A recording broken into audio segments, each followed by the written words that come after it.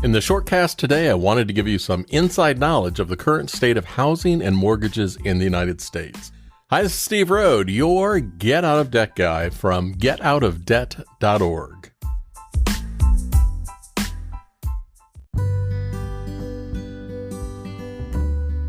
The last significant housing crisis in 2008 resulted in mass foreclosures and plunging home prices in many areas. Don't expect that to happen again, no matter your opinion about inflation, and here's why. The 2008 subprime mortgage collapse led to a large amount of foreclosures and home loss and was triggered by a decline in housing prices, poor mortgage lending, and rampant housing speculation. Housing today is not suffering from those same issues. In 2022, while rents and home values shot way up, the underlying issues don't mirror what we lived through in 2008. The primary reason home values and rents rose quickly is not from a previous rampant real estate speculation trend, but from a shortage of affordable housing.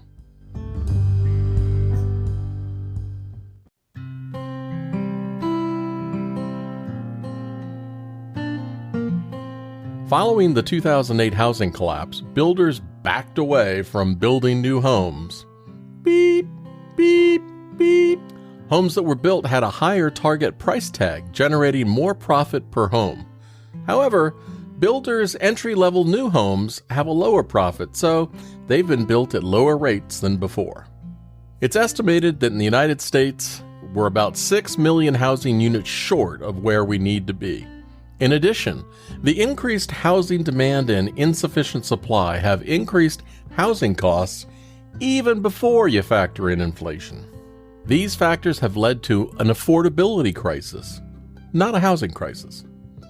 However, the shortage is so severe that it will take more than a decade to catch up, and that's if builders find lower profit homes attractive to build again. So don't hold your breath.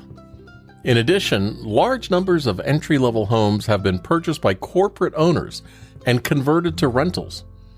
This is bad news. Even if the corporate owners eventually sell those homes, there's serious doubt that they will return to the market for individual homeowners.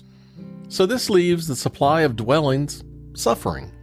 Sure, mortgage rates have crept up, but they'll drop again. In the meantime, those increased interest rates have made it more difficult to afford a home.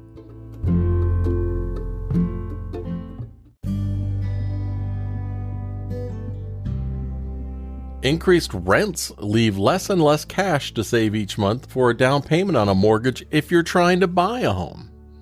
This leaves people trapped in renting. Maybe you're hoping for a collapse in housing prices so you can afford a house. A price reduction is significant for people looking to buy, but catastrophic for people who will lose massive amounts of equity and retirement income with lower prices. With a sudden drop in house prices, millions of people might get their foot in the door, but millions of others will lose value in their most significant asset and trash their financial health. Nobody wins unless someone else loses.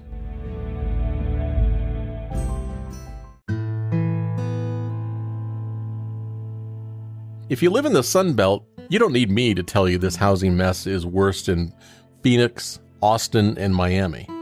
Home prices exploded about 30% last year, and rents are up 25%. A worrisome factor is a byproduct of taming inflation is higher unemployment.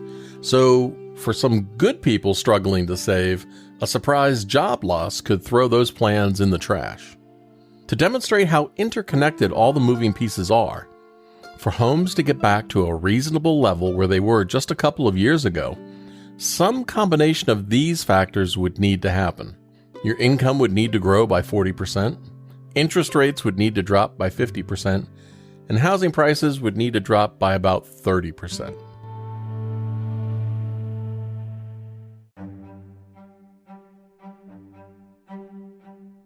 Look, ultimately, the fix for the current complex housing situation will be in the hands of Congress.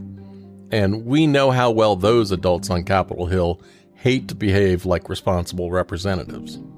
If the recent past indicates how things will go, lawmakers will bicker, bellow, and posture for their base, while leaving you and others stranded. If there was a magic wand to wave, it would be to wish incentives for a builder to construct lower profit, entry-level homes. But of course, some will call that a government giveaway and stall the efforts to make progress. President Biden suggested a housing supply action plan to close the affordability gap and ease housing costs.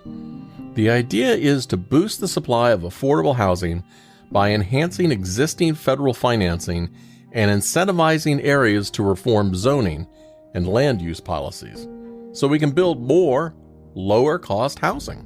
It also calls for home builders to adopt more efficient construction models. But we'll just have to wait and see if that plan passes and it makes a difference. This is Steve Rode, your Get Out of Debt guy from getoutofdebt.org. Until next time, see ya.